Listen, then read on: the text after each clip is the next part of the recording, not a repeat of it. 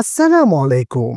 সুপ্রিয় দর্শক শ্রোতা, আজকে আমরা জানবো জাকাত কি, জাকাত কাদের উপর ফরজ, জাকাত কাকে কাকে দিতে হয় এবং জাকাত কত শতাংশ দিতে হয়। এই সম্পর্কে কোরআন হাদিসের আলোকে বিস্তারিত জানবো। চলুন জেনে নেই।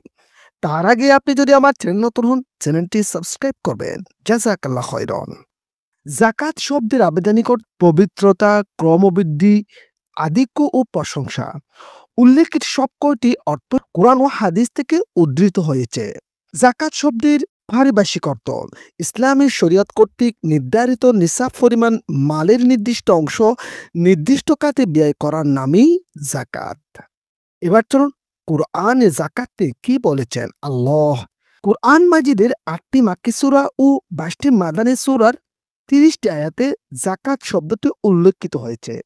এর মধ্যে ২৭টি আয়াতে সালাতের সাথে জাকাত শব্দ এসেছে। জাকাত ওয়াজিব হওয়ার শর্ত, অর্থাৎ জাকাত কাদের উপর ফরজ। এক, নিয়ত করতে হবে। এটি সূরা বাকারা, বুখারী ও মুসলিম শরীফে রয়েছে। ২, মুসলিম হওয়া। অমুসলিমদের উপর জাকাত ফরজ নয়। বুখারী, মুসলিম। স্বাধীন হওয়া। গোলাম বাদীর উপর জাকাত ফরজ নয়। সূরা তাওবা ও সূরা ফুরকান।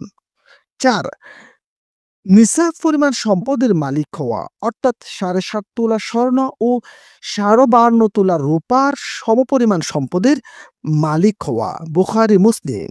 ৫, সম্পদের পূর্ণ মালিক হওয়া, অর্থাৎ জাকাত ওয়াজিব হওয়ার জন্য ব্যক্তিকে সম্পদের পূর্ণ মালিক হতে হবে। সূরা মাআরিজ ও সূরা তাওবা। ৬, সম্পদ পূর্ণ ১ বছর অতিবাহিত হওয়া। আবু দাউদ ও ইবনে মাজাহ।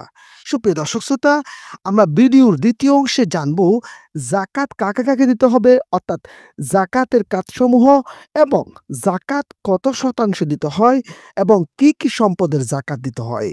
এই সম্পর্কে আরো একটি ভিডিও আপনাদের সামনে উপস্থাপন করব। সেই পর্যন্ত সকলকে আল্লাহ হাফেজ। আসসালামু আলাইকুম।